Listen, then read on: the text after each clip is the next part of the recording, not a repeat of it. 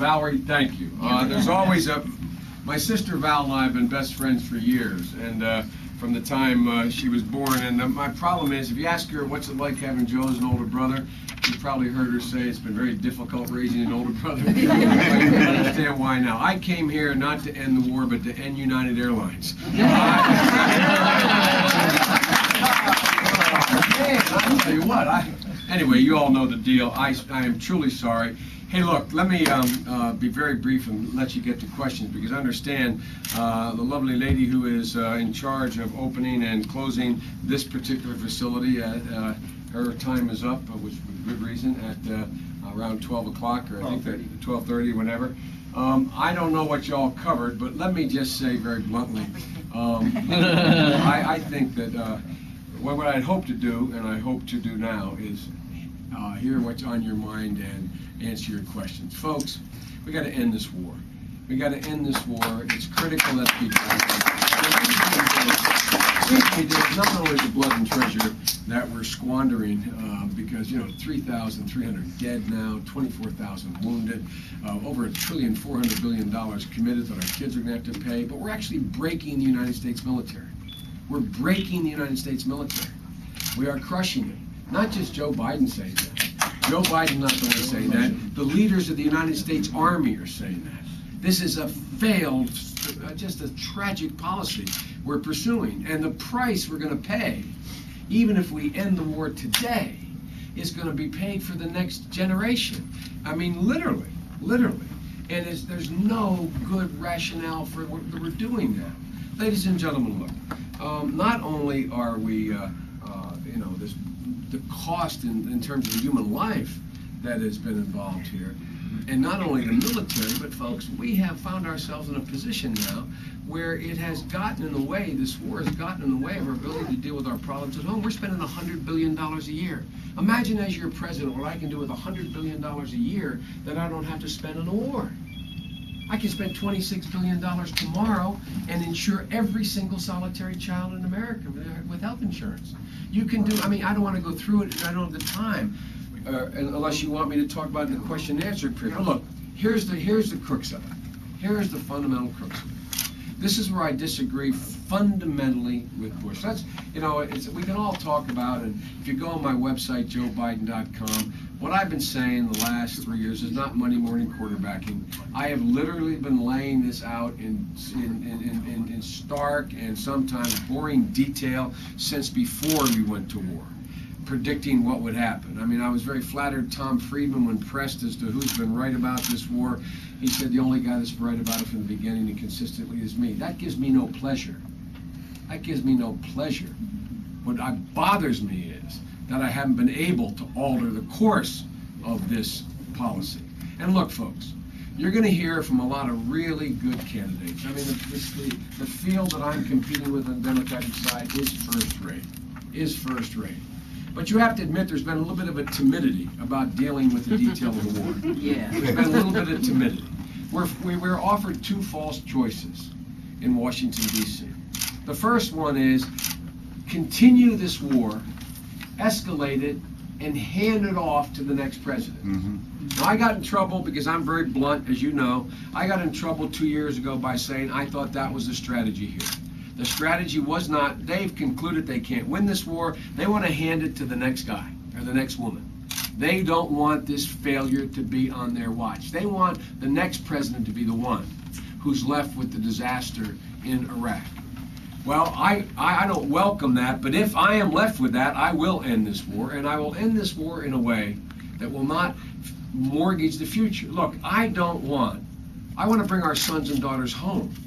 But how we bring them home is going to determine whether we're going to send our grandsons and granddaughters back. This is not Vietnam, folks. In Vietnam, I ran in 1972 as a young guy, 28 years old, and I announced for the Senate when I got involved in running. Got elected when I was 29. It was about the war in Vietnam. It was about women's issues and rights of women, the environment, and the whole issue of race, particularly in my state and my part of the country, in the central and south part of the country, and the East Coast. And folks, there at least we knew when we got out of Vietnam there was no more there wasn't another shoe to drop. We knew when we got out of Vietnam whether you were for the war, against the war, when it didn't go, that we could begin to attend to our problems around the world and at home once that war ended.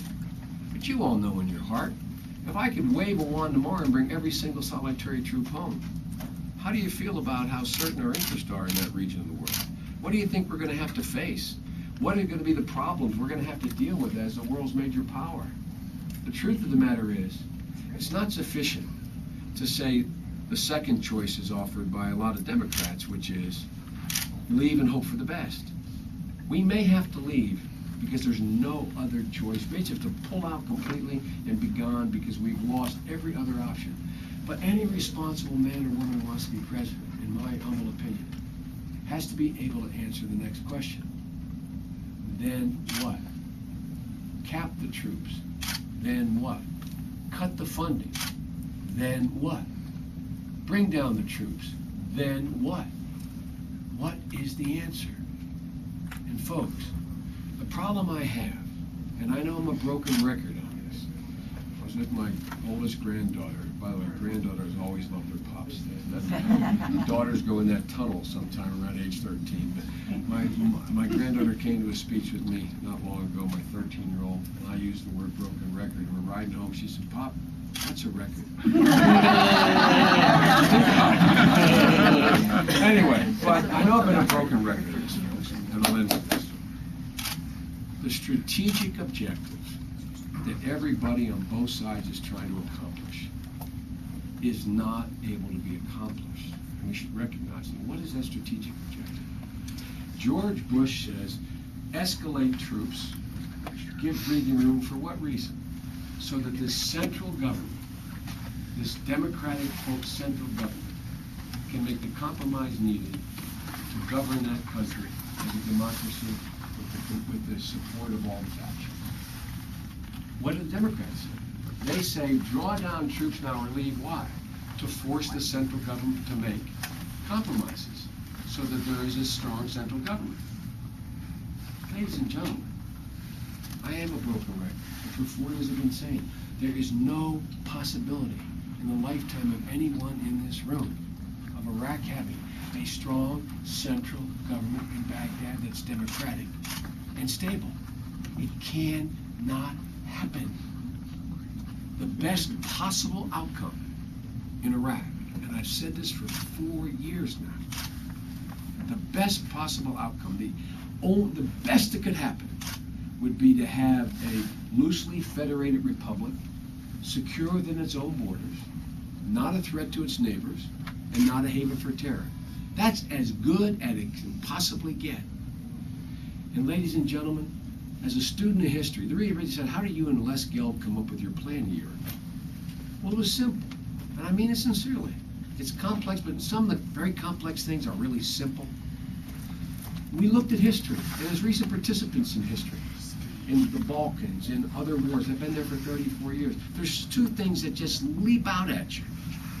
There has never been a time in modern history, meaning the last 300 years, where there's been a self-sustaining cycle of sectarian violence that has ever ended in any other than one of 4 ways.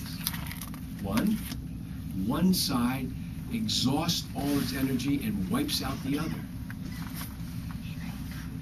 We cannot afford that to happen. That would take a long time, and the last thing we need is to kickstart a regional war from the Mediterranean to the Himalayas between the Sunnis and Shias of over a 700-year dispute.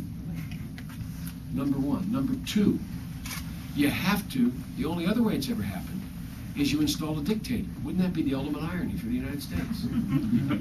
Yeah. And number three, you occupy. You occupy for a generation, like the Persian Empire, the British Empire, or the Ottoman Empire. Ladies and gentlemen, that is not in our DNA.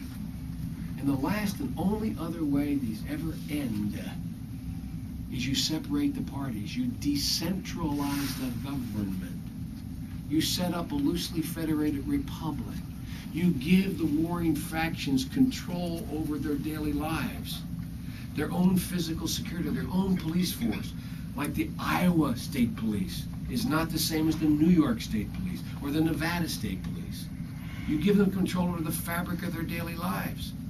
Rules relating to education, marriage, divorce, religion.